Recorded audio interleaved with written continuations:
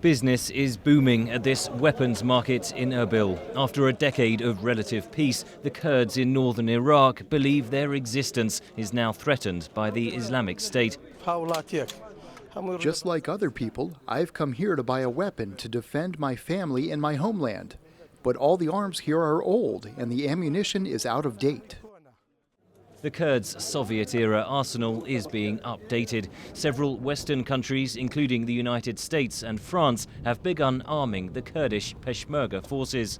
The Kurds have long dreamed of an independent homeland, and the influx of advanced Western arms could have unintended consequences, says Afzal Ashraf of the Royal United Services Institute in London. The Kurdish homeland straddles what is Iraq, what is bits of Iran and Syria and Turkey.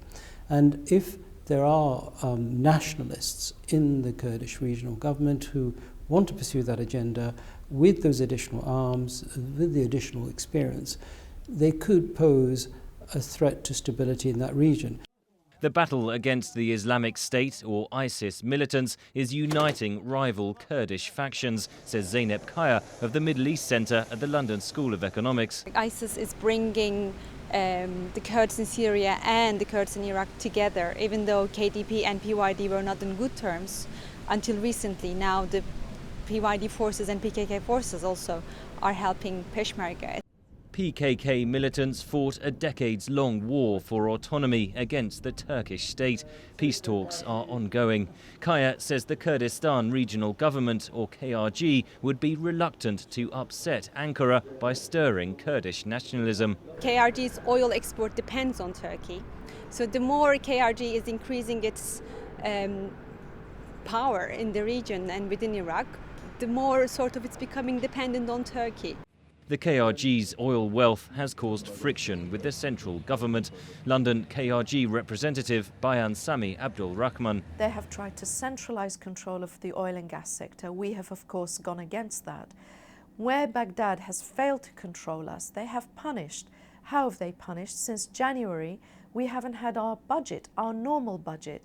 It's a ridiculous situation that today Kurdistan is fighting the most well-armed and rich terrorist organization in the world, and yet we haven't had our budget from Baghdad.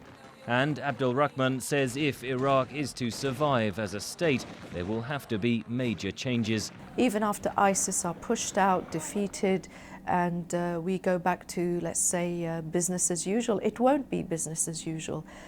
The fact is that Iraq has to be regionalized if it's going to stay together. But for now, the future of Kurdistan will have to wait as the Kurds, the Iraqi army and the West unite in battle against the Islamic State militants. Henry Ridgwell for VOA News, London.